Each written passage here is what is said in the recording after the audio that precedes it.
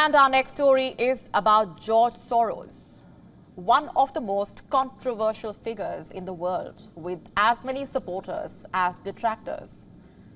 Some say he is a legend, others call him a man of malicious influence. A billionaire who is able to manipulate markets, someone who can sway politics and global opinion. But why are we talking about him? Because a group backed by George Soros is planning an expose on Indian firms. You heard that right. A billionaire with investments in some of the biggest organizations in the world plans to go after Indian corporates. I mean, who gave him this right? And would he do an expose on his own business dealings? We'll get to those questions in just a bit. Let's first tell you what the plan is all about and the organization that is apparently going to be executing it. Reports say the expose is being planned by the Organized Crime and Corruption Reporting Project, OCCRP. This is an organization which is funded by the likes of Soros and Rockefeller Brothers Fund. In fact, it calls itself an investigative reporting platform formed by 24 non-profit investigative centers. And it's spread across Europe, Africa, Asia, Latin America. This is the website of the group that I'm talking about. It has a listicle mentioning the organization that support it. And the key names mentioned include Open Society Foundations, Rockefeller Brothers Fund, and the Sigrid Rosing Trust, another group that's associated with Soros. So what is the group planning really? Here's what we know so far. The so-called expose may involve overseas funds investing in the stocks of some unnamed corporate houses.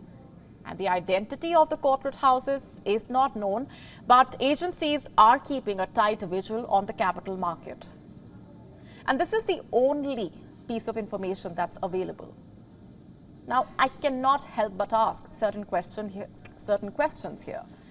Is this another Hindenburg moment? Another allegedly motivated campaign to target Indian firms, a campaign to tarnish India's image in the global market? I ask these questions because of the man who is allegedly behind it, George Soros. He has a history of anti-India activism, you see.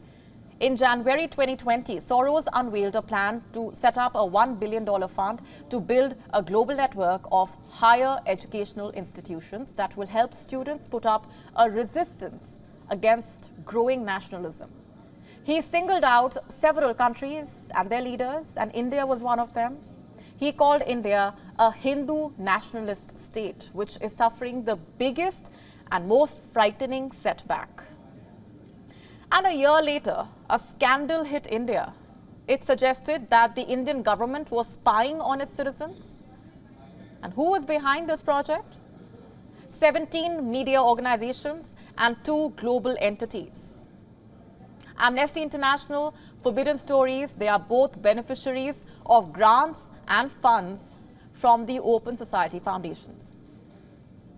In the year 2018, in fact, Amnesty received a €137,000 grant from the OSF for a campaign to repeal a law Ireland had passed. And interestingly, it was ordered to return this donation. And then we have Forbidden Stories. It has been proven to receive funds from the US State Department.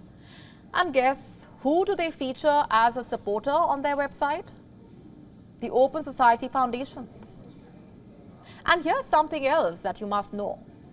Sherpa, a French NGO which is a persistent litigator in India's Rafale deal with France, has also been a recipient of indirect funds from the OSF through a third party. Simply put, a revolving door spins between these NGOs and the offices of George Soros, and the same goes for the media organizations involved in the project. Can this nexus between news organizations and George Soros be ignored? Can these links be dismissed as a baseless conspiracy theory? A billionaire, after all, is using his power, influence, and yes, his money to make media networks shape narratives across countries and to go after establishments that don't seem to match his vision of the world. It gets murkier as you dig deeper, and there's certainly a nexus that operates to alter political realities the world over, a nexus that runs from the political corridors of liberal powers to the many offices of the Open Society foundations across the world. WION now available in your country. Download the app now. Get all the updates on the move.